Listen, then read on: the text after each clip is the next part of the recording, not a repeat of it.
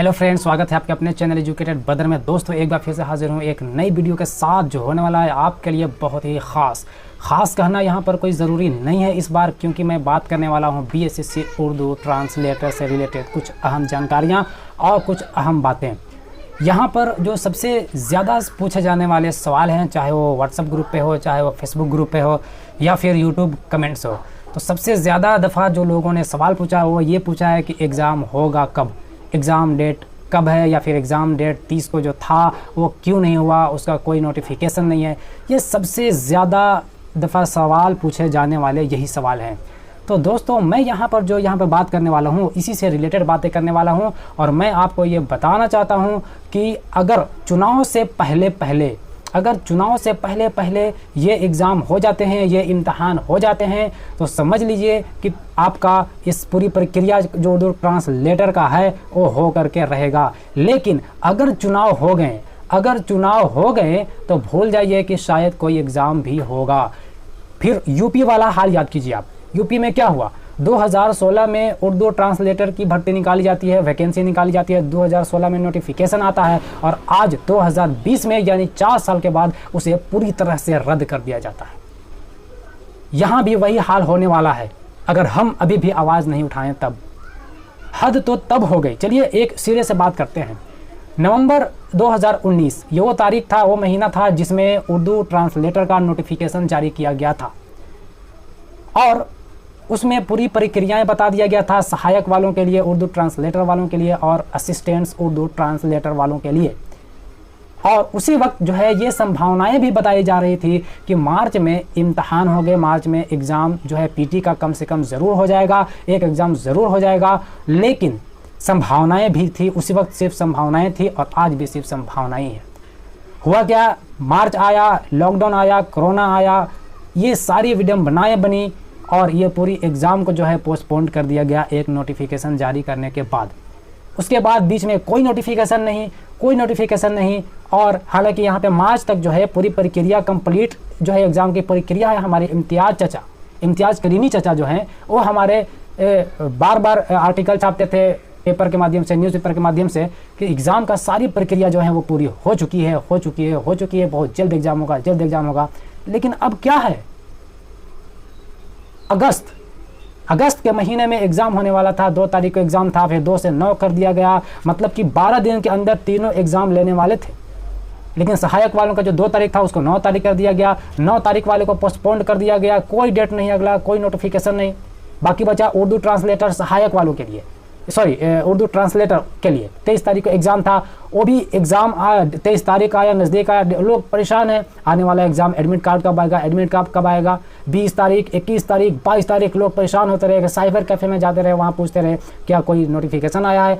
सारे लोग जो भी इस पर फॉर्म भरे हैं वो बीएसएससी के वेबसाइट पे टहलते रहे, इधर उधर टहलते रहे, मगर वहाँ से कोई नोटिफिकेशन नहीं मिला। एग्ज़ाम पोस्टपोन्ड का भी नोटिस नहीं मिला, एडमिट कार्ड का कोई नोटिफिकेशन नहीं, अगला डेट है कोई नोटिफिकेशन नहीं, बस यूं ही साइलेंट मोड में आगे चलता रहा। उर्दू सहायक वालों के लिए, उर्दू असिस्टेंट ट्रांसलेटर वालों का जो एग्ज़ाम था 30 अगस्त था। उन लोगों को लगता था कि एग्ज़ाम होगा, चलो 2 एग्ज़ामें नहीं हुई, हमारी एग्ज़ाम होंगी। उन लोग भी एडमिट कार्ड के इंतज़ार में रह गए, तैयारियों में लगे रहे। 28 आया, 29 आया, 30 आया, 30 भी आ गया, कोई अता पता नहीं। एक ठीक है एग्ज़ाम नहीं लेना था आपको, एक नोटिफिकेशन डाल देते। एक नोटिफिकेशन तो डालना चाहिए था कि भैया एग्ज़ाम जो है पोस्टपोन कर दिया गया है, कुछ वजह करो, कोरोना या फिर लॉकडाउन को वजह कर देखते। कोई नोटिफिकेशन है, ये बिहेवियर क्यों? आखिर विद्यार्थियों के साथ ये बिहेवियर क्यों?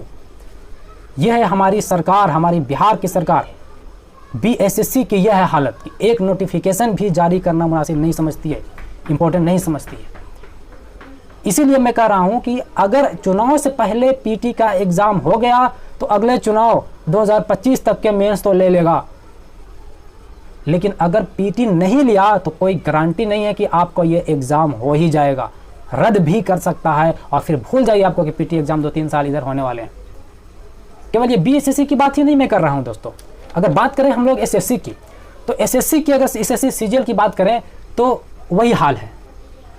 जो एग्ज़ाम एसएससी सीजीएल का 2018 में नोटिफिकेशन जारी हुआ था एसएससी सीजीएल का, और बताया जा रहा था कि 2019 में जो है इस पूरी प्रक्रिया भर्ती वगैरह हो जाएगी, पूरी प्रक्रिया हो जाएगा, लेकिन आज 2020 आ गया है और उसका भी कोई अता पता नहीं है। आखिर विद्यार्थी क्या करे, कहाँ जाए?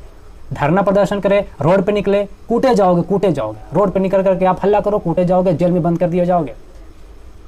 आखिर करे तो करे क्या? ये कोरोना के नाम पे लेकर के, या फिर ठीक है भाई अब कोरोना के नाम पे लेकर के एग्जाम नहीं ले रहा हूँ, एक नोटिफिकेशन तो जारी करना चाहिए था। क्या इतना भी ज़रूरी नहीं समझे आप विद्यार्थियों के लिए कि एक नोटिफिकेशन पोस्टपोन डेट दे दे, अगला डेट दे दे, ताकि लोग जो है संतुष्टि बनी रहे लोगों में? लेकिन ऐसा नहीं हुआ। आपको ये बताते हुए हैरानी हो रही है मुझे कि केवल जुलाई के महीने में, पिछले महीने में 50 से 55 लाख लोगों के जो है नौकरियां जा चुकी है केवल एक महीने में। अब यहाँ पर गवर्नमेंट जो है बहाना करेगी कि पॉपुलेशन बढ़ रही है, तो भैया पॉपुलेशन नौजवानों की बढ़ रही है, और जिस देश में नौजवानों की जो तादाद है अगर वो ज़्यादा हो, वो बढ़ती है, तो वो देश तरक्की करता है, उन्नति करता है। मगर यहाँ क्या हो रहा है? बेरोजगार हो रहे हैं। एक एक घर में 10-10, 12, अगर बड़ी फैमिली है, 10 लोगों की फैमिली है, तो उसमें से 7 से 8 लोग बेरोजगार हैं। अगर 5 लोग है तो 3 लोग बेरोजगार हैं। कहाँ जाएंगे? आप तो एक नोटिफिकेशन भी देना मुनासिब नहीं समझते हैं। रेलवे में अगर बात करें, एनटीपीसी, ग्रुप डी, जितने भी एग्ज़ाम हैं रेलवे का, वो भी सारे के सारे लगभग 2 साल होने वाले हैं। 2 साल, मार्च 2019 में ही नोटिफिकेशन जारी हुआ था, जिसमें लगभग 3 करोड़ लोगों ने अप्लाई किया 500 फीस के साथ। अरे भैया आपके पास पैसे नहीं थे, सरकार बचानी थी, सरकार के अगले चुनाव के लिए पैसे नहीं थे, तैयारियां करनी थी, तो आप चंदा मांग लेते, भीख मांग लेते। और अब बिहार सरकार की तो बात ही मत कीजिए। 2014 का बीएसएससी का आपको याद होगा, बीएसएससी का एग्ज़ाम, पीटी एग्ज़ाम 2014 में हुई थी। उस समय भी इलेक्शन था, इलेक्शन के वक्त पीटी ले लिया गया, फिर से कोर्ट में जाता है, पर्चा लीक का मामला सामने आता है, और 2018 में फिर से इम्तहान होती है पीटी की, और अब जाकर के 2020 में उसका रिजल्ट आया है, जबकि फिर से चुनाव आ गए हैं। 2014 में चुनाव के वक्त पीटी की घोषणा, 2020 में अगले चुनाव के वक्त मेंस की घोषणा। क्या है ये? सिर्फ और सिर्फ ये पॉलिटिक्स है, आपको लुभाने के लिए ये सब किया जा रहा है। अगर अभी भी नहीं समझे, आवाज़ नहीं उठाएं, तो इलेक्शन से पहले आप बीएसएससी उर्दू अनुवादक का एग्ज़ाम भूल जाइए, भूल जाइए आप। और आपको लगता होगा कि मीडिया हमारा मदद करेगा, तो मीडिया का तो कहना ही नहीं। वो केवल और केवल सरकार की पिछवाड़े साफ करने के अलावा कुछ और काम नहीं कर रही है। दिन भर अभी आप देख सकते हैं, रिया चक्रवर्ती, सुशांत केस, लगभग 1 महीने से केवल यही चला रहे हैं, कहाँ जा रहा है बेरोजगारी, कौन एग्ज़ाम नहीं हो रहा है, कौन एग्ज़ाम पोस्टपोन हो रहा है। कभी भी मीडिया को इस तरफ ध्यान ही नहीं गया और ना ही जाएगा। अब करना क्या है? अगर आप चाहते हैं, हम चाहते हैं कि एग्ज़ाम चुनाव से पहले कम से कम पीटी हो जाए, मेंस छोड़िए, अगले इलेक्शन तक के लिए आप भूल जाइए मेंस। अगर चाहते हैं तो आपको आवाज़ उठाना पड़ेगा, आपको आवाज़ उठाना पड़ेगा। आप रोड पे मत निकलिए, मैं रोड पे निकलने के लिए नहीं कर रहा हूँ, प्रदर्शन करने के लिए नहीं कर रहा हूँ। आपके पास मोबाइल होंगे, आप मोबाइल का इस्तेमाल कीजिए। सोशल मीडिया पर दिन रात आप नेट यूज़ कर देते हैं, 1.5 GB 2 GB इस्तेमाल कर देते हैं। आप ट्विटर पर जाइए, हैशटैग चलाइए BSSC Urdu translator, BSSC Urdu translator, आप हैशटैग चलाइए। लगातार 1 हफ्ते तक आप हैशटैग चलाइए, हर दिन हैशटैग चलाइए। आप फेसबुक ग्रुप में शेयर कीजिए, फेसबुक ग्रुप में डालिए, व्हाट्सएप ग्रुप में डालिए, जहां तक आपको पॉसिबल हो वहां तक इन सारी न्यूज़ को आप फैलाइए। ज़्यादा से ज़्यादा इस वीडियो को भी शेयर करें ताकि लोग इसके साथ जुड़ सकें। ट्विटर पे ज़्यादा से ज़्यादा लोग हैशटैग लगा सकें, ताकि ये गूंगी, बहरी और अंधी सरकार को ये बातें समझ में आए कि भैया आपने कुछ उर्दू ट्रांसलेटर नाम का कोई छोटी सी वैकेंसी निकाली थी, कहाँ सो गए आप? लोगों को लुभा करके, उम्मीद जगा करके कहाँ सो गया? एक नोटिफिकेशन भी जारी नहीं करना आप समझते हैं?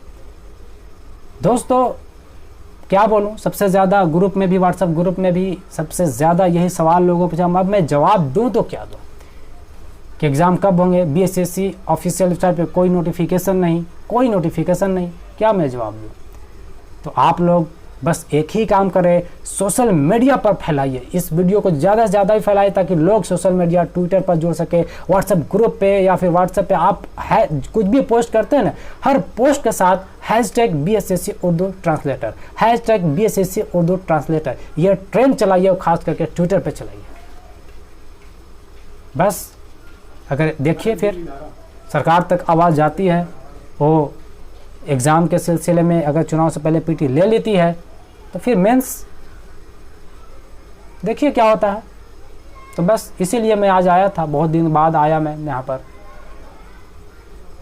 तो चलिए बस आज के लिए इतना ही। वीडियो से ज़्यादा शेयर करें ताकि लोगों तक पहुँच सके और वो भी इस मुहिम में शामिल हो सके। मिलते हैं एक नई वीडियो में, तब तक के लिए बाय।